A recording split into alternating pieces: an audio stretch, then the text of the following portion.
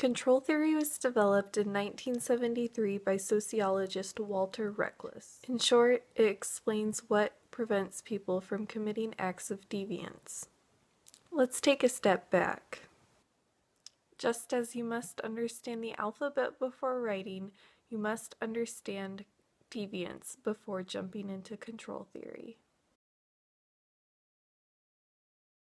By definition, deviance is any behavior that violates social norms and is usually of sufficient severity to warrant disapproval from the majority of society. It can be criminal or non-criminal.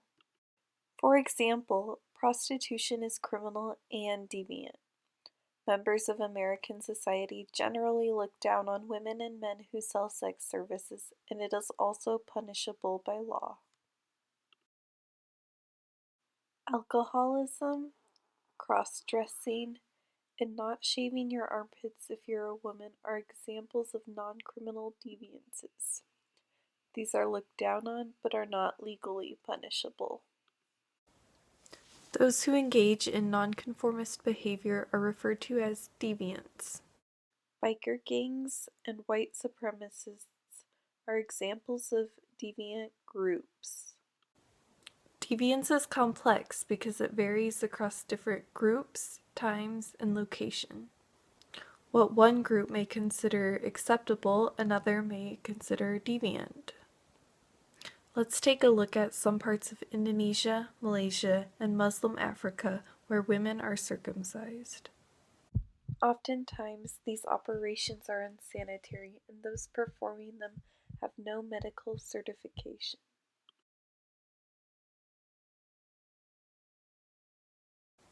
In America, the thought of genital mutilation is horrifying, but in some parts of the world, it's seen as a rite of passage. Once a girl is circumcised, she becomes a woman and the whole community celebrates.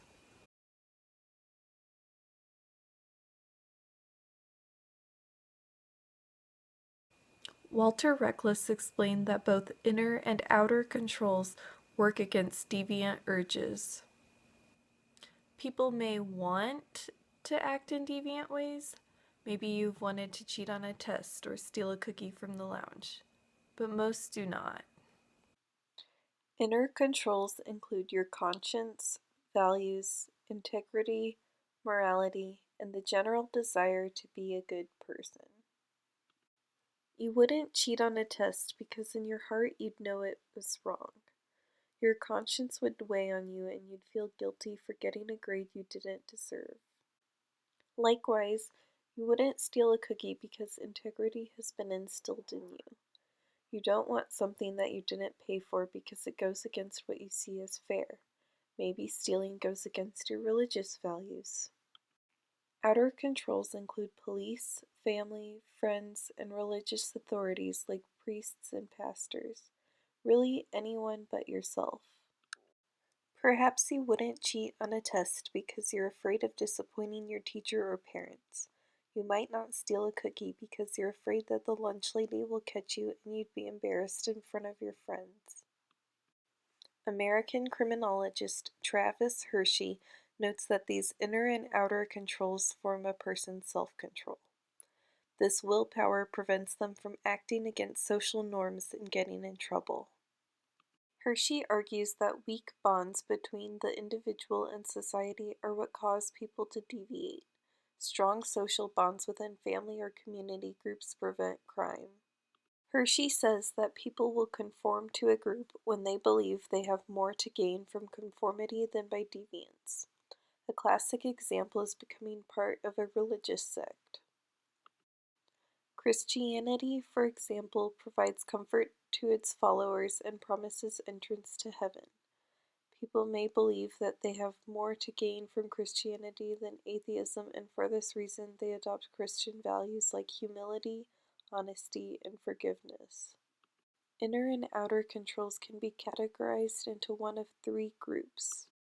Decentralized or market control is typically maintained through price, competition, or market share. You may buy generic peanut butter over name brands because the price is much better. The market has caused you to buy one type over another. Centralized control, such as bureaucratic control, is typically maintained through administrative or hierarchical techniques such as creating standards or policies. In the movie The Devil Wears Prada, Andy Sachs, portrayed by Anne Hathaway, is a temp. She must obey every demand made by her boss, Miranda Priestley, portrayed by Meryl Streep.